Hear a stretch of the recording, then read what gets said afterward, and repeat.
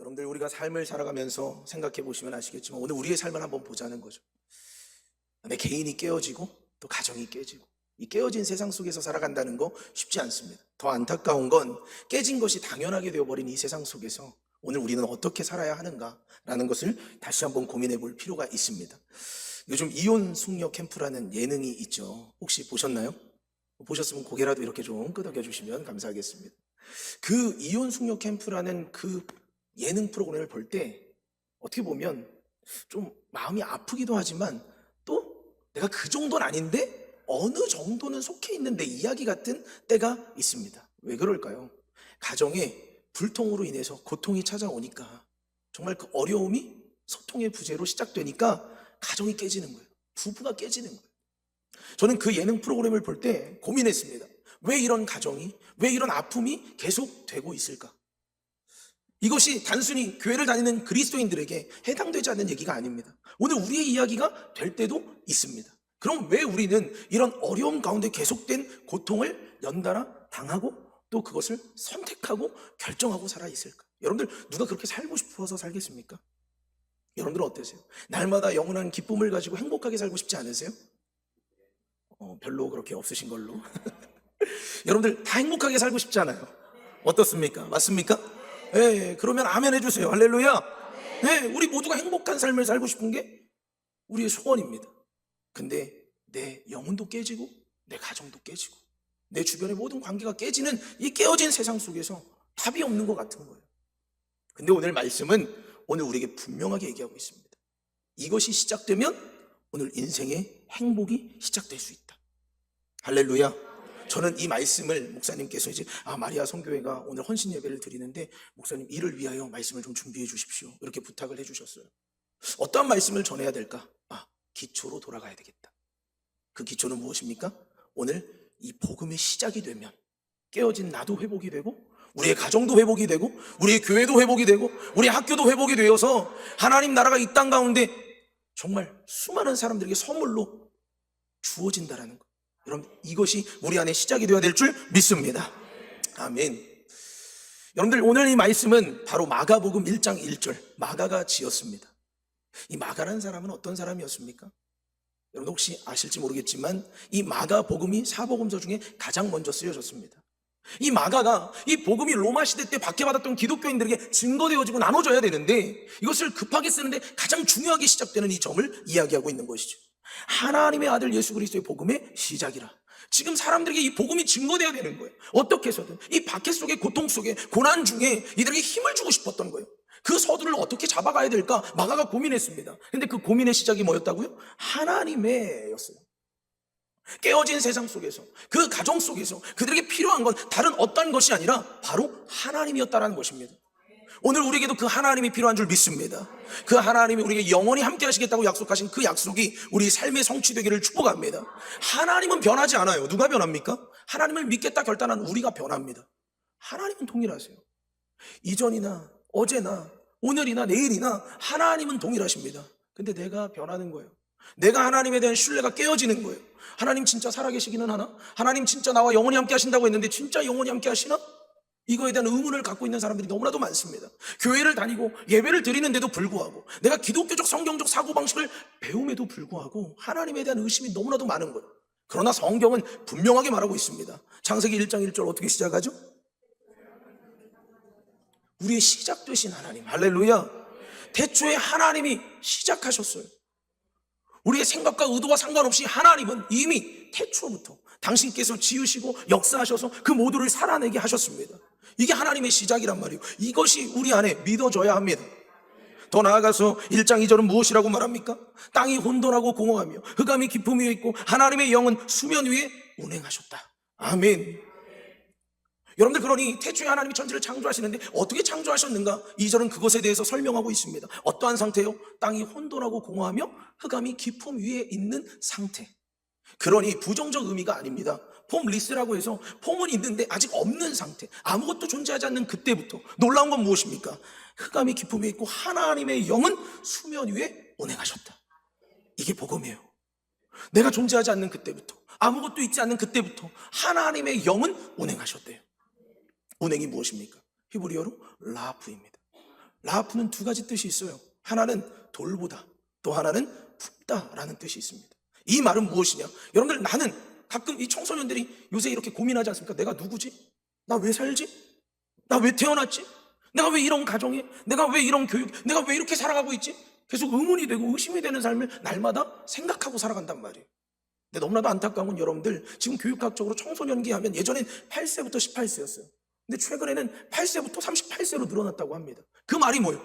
내가 누구인가, 그 정체성이 해결이 안 되는 거예요. 그러니까 왜 우리 청년들이 결혼을 선택하지 않는가? 이유가 있습니다. 내가 누구인지 모르기 때문에 그런 거거든요. 내가 누군지를 알게 된다면 어떻게 돼요? 결혼을 선택하게 되겠죠. 의미 있다고 여기겠죠. 저처럼 아이를 많이 낳겠죠. 전 적게 낳은 편입니다. 넷밖에 안 낳잖아요. 전 12를 낳고 싶었는데 저희 아내가 넷으로 합의하는 바람에 4명만 낳기로 했습니다. 어딜 갔더니 여기선 6명, 저기선 5명, 명함도 못 내밉니다. 근데 여러분들, 내가 정체성이 하나님으로부터 시작되잖아요. 그 정체성이 분명해지면 그럼 우리는 결혼을 당연하게 선택하게 돼 있어요. 근데 오늘 이 깨어진 세상은 정체성이 무너졌습니다. 하나님의 영은 내가 아무것도 없는 그 상태부터 운행하셨는데 그 믿음이 우리 안에 없는 거예요. 하나님은 이라고 하는 이 마가는요, 다른 게 아닙니다. 하나님이 내가 존재하지 않는 그때부터 나를 품고 돌보셨다. 이게 우리가 믿어줘야 되거든요. 돌본다는 건 무엇입니까? 여러분들 잘 아시겠지만 어미 독수리가 그 새끼 독수리에게 먹을 것을 공급해줘요. 다 도와줍니다. 그리고 때로는요, 어떻게 보면 박하게 그를 내동댕이 치죠. 왜요? 날아야 하니까. 그래서 죽을 때쯤 집어다가 다시 집에다 올려주는 거예요. 그게 어미의 역할입니다. 더 나가서 품는다는 건 무엇입니까? 우리 전인 학교도 닭을 키우는 걸로 제가 알고 있습니다. 어느 날 둘째가 저에게 이야기합니다. 아빠, 병아리를 부화시켜 보고 싶다는 거예요. 저희는 그럴 마음이 없는데 아이는 소망하는 거예요. 부화기를 사다 줬죠. 어떻게 됐을까요? 이 병아리가 태어나고 또 자라서 정말 닭이 되고, 여기서 원래는 저희는 자연과 도시에 있는 대전에 있지 않습니까? 어느 날 저희 성도 한 명이 그러는 거예요. 목사님, 우리 동네 누가 닭 키우나 봐요. 좀 찔렸어요. 누가 키우고 있어요? 우리 가정이니까. 그쪽만 계속 닭 소리가 난다는 거예요. 근데 여러분들, 제가 닭이 살아가는 그 환경을 보니까 기가 막히더라고요. 자신이 알을 낳았어요. 어떻게 합니까? 품어요. 어떻게 할 때까지? 스스로 부화할 때까지. 하나님의 영이 운행하셨다라는 건 우리가 스스로 그분 안에서 깨어날 때까지 품어주시는 거예요. 또 품고 또 품고 또 품는 하나님, 우리를 위해 또 인내하시고 또 인내하시고 또 기다리시는 그 하나님. 근데 왜 우리는 그 하나님 닮기로 작정되어지고 그분의 형상과 모양대로 지은 바 됐는데도 왜 그분을 닮아가지 않냐라는 거예요. 품으면 어떻게 해야 돼요? 깨어질 때까지 품는 거지. 얘는 왜 안 태어나지? 저 알을 깨야 되겠다. 밖에서 깨면 어떻게 됩니까? 얼마 못 가 죽습니다. 오늘 이 세대는 세상의 법을 따라가는 게 아니라 하나님의 법으로 살아가야 되는데 마가는 그 부분을 정확히 알고 있었던 거예요. 하나님의 라고 하는, 오늘 그리스도인들에게 분명하게 믿어줘야 되는 그 하나님, 내가 존재하지 않는 그때부터 나를 품으시고 나를 돌보셨던 그 하나님, 그 하나님을 그 시대의 기독교인들이, 그리스도인들이 만나기를 원했다라는 것입니다. 오늘 이 자리에 이 말씀이 선포되어지는 건 무엇입니까? 오늘 여러분들도 동일하게 그 하나님에 대한 바른 인식이 세워지기를 축복합니다. 여러분들 인생에 있어 누굴 만나느냐가 얼마나 중요합니까? 근데 오늘 우리가 누굴 만나야 되겠어요? 바로 살아계신 하나님입니다. 그 하나님이 우리를 품으셨어요. 우리를 돌보셨어요. 여전히 내가 깨어지지 않았습니다. 여전히 품는, 그 품어줘야 되는 거예요. 우리 아이들 다 품어줘야 됩니다. 너무 귀합니다. 이렇게 품어줘야 할 이 시기에 또 예배를 주님 앞에서 성공하겠다고 이 자리에 나와서 섬기는 거, 이 박수 좀 해주세요, 여러분. 너무 귀하잖아요. 예배 한 사람으로서 하나님 앞에 영광 올려드리겠다고 정말 누군가에게 품겨줘야 되는 그때, 이 정체성, 난 누구지? 내가 왜 이 자리에 나와서 이걸 하고 있지? 왜 바이올린을 켜고 있지? 뭐 그럴 수 있잖아요. 근데도 이 예배를 풍성하게 하고 하나님의 나라를 위하여, 하나님을 위하여 자신을 헌신하고 드리기로 결단하고 이 자리에 있는 거예요. 우린 그 뭐 하면 돼요? 이 아이들을 품어주는 거예요. 기다려주는 거예요. 하나님 안에서 잘 자랄 때까지 기다려주는 거예요. 또 인내하고 또 인내하는 그 삶. 오늘 마가는 그것을 정확히 인지하고 있었습니다. 그래서 하나님의 라고 이야기하는 거예요. 그리고 난 뒤에 어떻게 합니까? 아들이라고 하는 그 정체성을 부여합니다. 사랑하는 성도 여러분, 오늘 우리는 그분의 자녀입니다. 영접하는 자, 곧 그 이름을 믿는 자들에게는 하나님의 자녀되는 권세를 주셨다. 할렐루야. 여러분들 우리가 이것을 잊지 말아야 합니다. 하나님이 내가 존재하지 않는 그때부터 나를 품으시고 돌보셨는데 그 하나님이 나를 무엇으로요? 종으로 부르시기도 했지만 동일하게 나를 자녀 삼아 주셨다. 자녀. 여러분들 자녀가 된다는 건 무엇입니까? 뗄래야 뗄 수 없는 그분 안에 살아갈 수밖에 없는 그 공동체로 나를 불러주신 거예요. 나보다 나를 더 사랑해 주시겠다고 나를 아들 삼아 주신 거예요. 이게 얼마나 감격스러운 일입니까? 내가 누구의 자녀래 라고 한다면 어때요? 내 부모가 누구냐에 따라 또 막 자부심이 들잖아요. 때로는 왜 나는 이런 가정에 태어난 거야? 근데 우리는 좌절할 필요가 없어요. 왜요? 동일하게 부여하신 그 정체성이 있는데 바로 하나님의 아들로 우리를 부르셨다는 거예요. 저는요 이것이 가슴이 뛰어요. 특히나 어느 때에 더 가슴이 뛰게 됐냐면 우리 아이들을 낳고 기르면서 더 그렇게 된 것 같아요. 일전에 몰랐습니다. 뭘 알겠습니까? 자녀가 없었을 땐 그냥 사랑하라고 막 얘기했던 것 같아요. 근데 사랑이 쉬워요? 아까도 말씀드렸지만 쉽지 않아요. 사랑한다고 하지만 인내하는 거요? 쉽지 않습니다. 내 생각과 기준으로 판단하다 보니까 공부는 이래야 되고 저래야 되고 더 열심히 하라고 하고 막 이렇게 하게 되는 거예요. 근데 성경을 보면 곰곰이 생각해 보십시오. 하나님은 우리를 자녀 삼으셔서 우리를 끝까지 기다려 주시고 인내해 주시고 그리고 자신의 하나밖에 없는 독생자 아들 예수를 보내시기까지 했잖아요. 우리 자녀 삼겠다. 나 아들, 딸 삼겠다고. 이게 얼마나 은혜입니까? 그러니까 마가는 하나님의 아들로 우리를 불러주시기엔 너무나도 감격스러웠던 거예요. 이 복음이 자기에게 믿어졌던 거예요. 이것이 사람들에게 알려줘야 되겠다라고 결단하고 얘기했던 것입니다. 더 나아가 그는 이렇게 고백합니다. 하나님의 아들 예수 그리스도의 복음의 시작이라. 할렐루야. 예수 그리스도가 아니면 우리는 구원받을 수 없어요. 죄 없다 함으로 이 자리에 와서 이 땅에 인간의 몸으로 와서 우리를 죄 없는 자가 살리셨다는 거예요. 여러분 이게 엄청난 감격의 순간이고요. 기적의 일입니다. 근데 더 놀라운 건 뭐예요? 그 아들을 누가 보냈어요? 하나님이 보냈어요. 그럼 가끔 이런 질문을 할 청년들이 있습니다. 죽으려면 본인이 죽지 왜 아들 예수를 보내서 죽이냐고. 하나님 너무한 거 아니냐고. 자, 그럼 부모님들에게 묻겠습니다. 내가 아픈 게 나아요? 자녀가 아픈 게 나아요? 차라리 내가 아픈 게. 제가 말씀드렸잖아요. 아이들 없었을 때 몰랐어요. 근데 아이들을 낳고 기르다 보니까 부모의 마음이 내 안에 조금씩 자라기 시작하는 거예요. 내가 한 영혼을 천하보다 귀하게 여긴다는 게 이런 마음이겠구나. 하나님이 나 하나 살리시겠다고 아들 예수를 내어주기까지 한다는 게 엄청난 결단인 거예요. 내가 차라리 아픈 게 난데. 우리 아이들이 밤새 고열로 고통을 받을 때 부모인 저는 곁에 있어서 잠도 이루지 못합니다. 왜요? 이 열이 떨어져야 그래야 겨우겨우 이제 내 잠을 자기 시작하니까. 부모는 그렇잖아요. 아이의 고통에 외면할 수 없습니다. 근데 오늘 우리 하나님께서는 자신의 하나밖에 없는 독생자 예수로 우리를 내어주신 거예요. 내가 누군가를 살리겠다고 내어준다는 그 믿음이 우리 안에 가능합니까? 여러분들 어떠세요? 여러분들이 사랑하는 그 아내를 위하여 여러분들의 삶을 드릴 수 있습니까? 여러분들이 사랑하는 그 자녀를 위하여 여러분들의 삶을 드릴 수 있습니까? 말은 쉬워요. 그러나 현실이 되어보면 절대 쉽지 않습니다. 그러나 하나님께서는 당신의 하나밖에 없는 아들 예수를 우리에게 보내셨어요. 더 놀라운 것은 그가 죽음 가운데 처해 있음에도 불구하고 외면하신 이유가 있습니다. 무엇입니까? 전 인류를 당신의 자녀 삼으시려고. 그 한 사람의 희생으로 하나님의 일들을 이루시기 위하여. 여러분들, 예수님이 죽는 그 순간에 십자가에서 물과 피를 쏟으신 그 순간에 가장 고통스러웠던 건 육체의 고통이 아니었어요. 내가 하나님과 잠깐이라도 끊어지는 그 아픔, 내 영의 죽음의 아픔, 내가 죽어야 다시 사는 걸 알지만 내가 하나님 안에 없게 되면 얼마나 고통인지를 아시는 거예요. 그러니 주님 어떻게 하세요? 그 고통 때문에 눈물 흘리셨고 그 고통 때문에 내가 이 잔을 좀 저 잔으로 옮겨달라고 하시는 거예요. 나는 하나님과 뗄래야 뗄 수 없는 이 관계를 유지하고 싶은데 내가 이 인류를 구원하기 위해 지금 이 순간에 하나님과 그 단절되어진 그 아픔을 겪는다는 게 너무나도 가슴 아픈 거예요. 근데 예수님이 전 인류의 영혼을 구원하시기 위하여 자신을 드립니다. 이것은 순종을 볼 수 있는 거예요.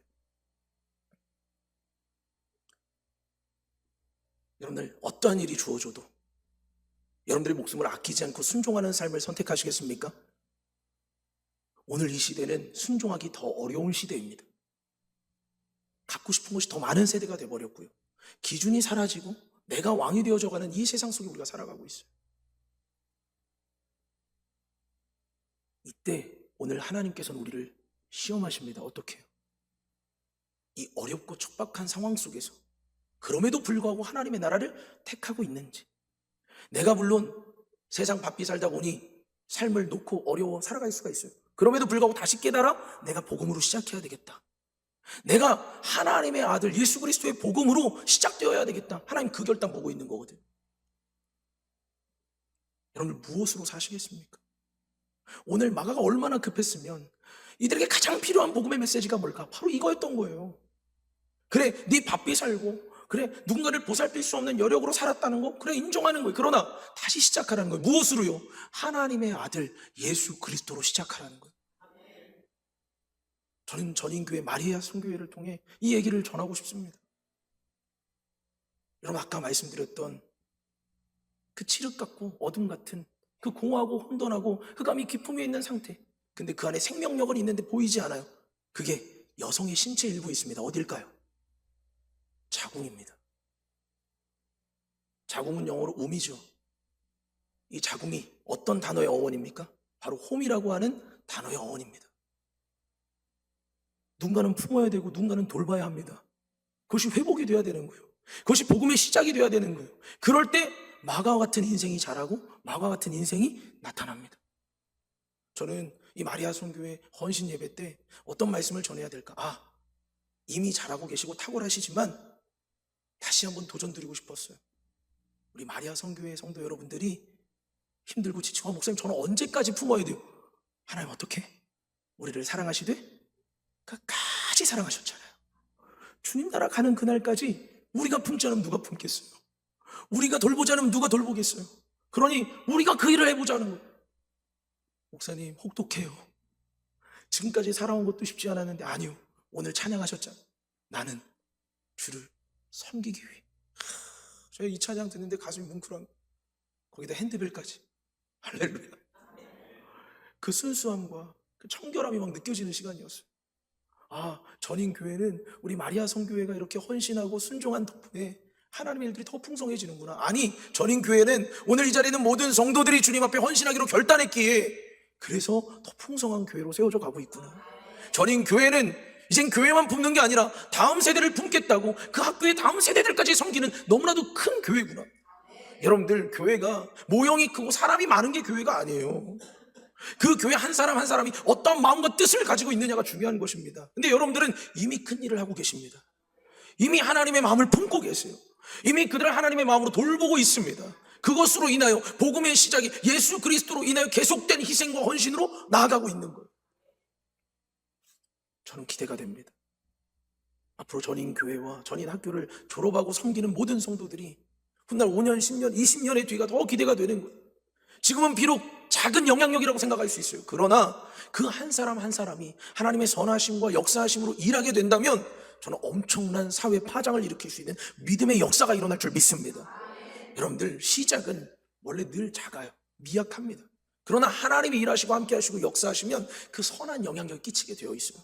그것을 위하여 이 홍천 땅에 하나님의 일들이 나타나고 있는 것입니다. 여러분들, 마가 그냥 된 거 아닙니다. 누군가의 시작이 있었기 때문에 마가가 된 거예요. 여러분들, 마가 아시죠? 그 어머니의 헌신이 있었습니다. 사도행전의 아주 중요한 시작이었던 곳이 어디였습니까? 바로 마가의 다락방이었어요. 그 어머니가 예수님의 살아생전에 그 사역을 늘 함께 동역하고 그 일을 감당했던 것입니다. 그 아들 마가가 어머니 덕분에 이 신앙의 유산을 물려받아 그 일을 감당하는 것입니다. 전인교회와 전인학교의 신앙의 유산을 물려받아 이 세대가 하나님의 나라를 이루어간다면 얼마나 기가 막힌 일들이 일어나겠습니까? 이것을 기대하십니까? 기대하십니까? 기대하시면 아멘. 아멘. 여러분들도 다 그런 역할을 할 수 있습니다. 저는 아직 청소년이라서. 아니에요. 어제 갔던 그 집회는 한 아이 때문에 시작된 집회입니다. 한 목사님이 저에게 연락이 왔어요. 목사님, 대형 집회 가서 아이와 함께 은혜 받을 수 있습니다. 그러나 이 아이만을 위한 집회를 하고 싶었습니다. 근데 이 교회가 성도가 8명밖에 안 모여요. 저는 8명씩이라고 표현하고 싶은데, 왜냐하면 저희는 개척하면 6명밖에 안 돼가지고. 근데 거긴 8명, 9명이 모여 예배드리는데 그 청소년 한 아이 때문에 저에게 연락이 온 거예요. 목사님, 이 아이가 복음을 알고 복음 안에 기뻐하기를 원하는데, 대형 집회에 가서 같이 참여하고 은혜 받는 것도 중요하지만 이 아이를 위한 특별한 집회를 만들고 싶습니다. 목사님 와서 좀 전해달라는 거예요.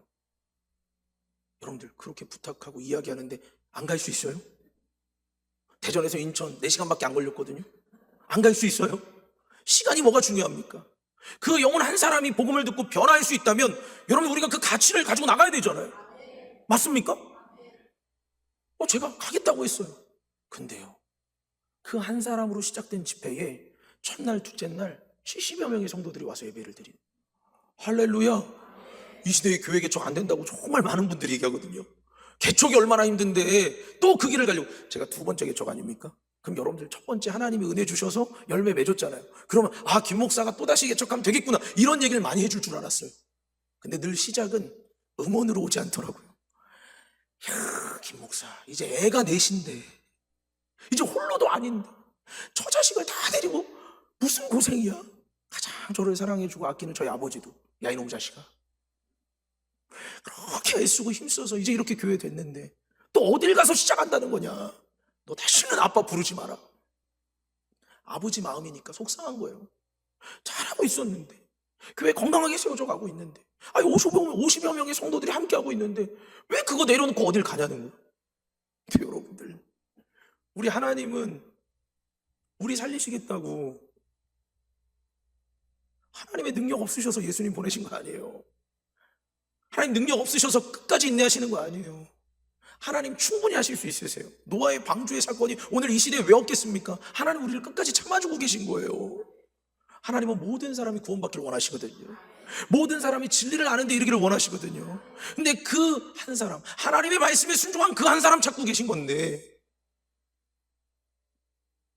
왜 못해요? 나는 안 되지만 내 안에 계신 하나님 하시잖아요.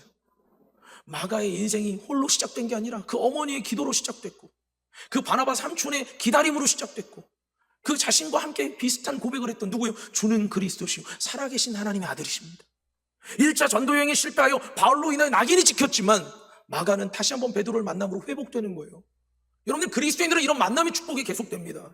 할렐루야. 누구를 만나느냐가 다른데 하나님을 만나게 되잖아요. 인생이 변합니다. 하나님을 만나게 될 뿐만 아니라 하나님의 사람들을 만나게 되잖아요. 인생이 변해요. 성도 여러분들, 조용래 목사님 만나서 여러분들의 인생이 얼마나 풍성해졌습니까? 아멘이 더 커야 돼요. 맞지요? 우리 목사님 통해서 이 자녀 세대들이, 다음 세대들이 일어나는 거 보세요. 하나님의 이 너무나도 귀한 사명을 가지고, 여러분 이거 쉽지 않아요. 내가 어떤 일을 감당하는 데 있어서 이 한 일을 위하여 지속한다는 거, 여러분 이게 가장 힘들더라고요.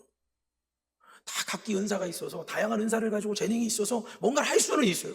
늘 성공하고 싶은 마음이 왜 없겠습니까, 우리 안에. 그러나 그 일을 위하여, 더 가치 있는 일을 위하여 나를 드리는 거예요. 이거 엄청난 거거든요.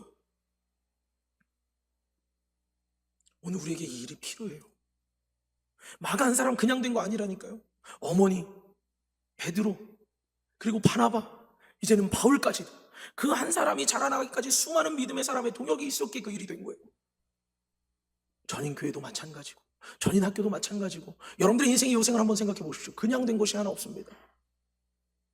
자녀들이라고 해서 나를 가르칠 일이 없을까요? 저 많이 배웁니다. 우리 자녀 세대들이 말하는 그 한마디 한마디에 놀랄 때가 얼마나 많은지 몰라요. 그것이 저에게 배움이 됩니다. 사랑하는 저희 아내, 그 아내를 통해 얼마나 많이 배우는지 몰라요.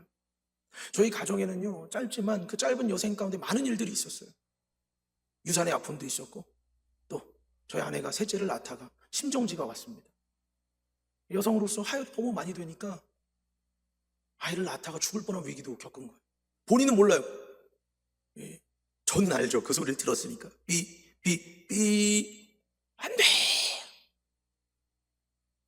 그럼 4명을 낳지 말아야 되는데, 아내가 아이를 낳다 죽을 뻔했으면 좀 그만해야 되는데, 근데 제가 그만하고 싶어도 하나님이 일하시니까 4명을 낳았어요. 그리고 난 뒤에, 얼마 뒤에 아내가 갑상선 암에 노출이 됩니다. 몇 분은 저를 좀 째려보는 것 같아요. 암 걸릴 동안 뭐 했나, 이런 생각을 하시는 것 같은데, 아니요. 근데 그때 제 아내가 이런 고백을 했어요.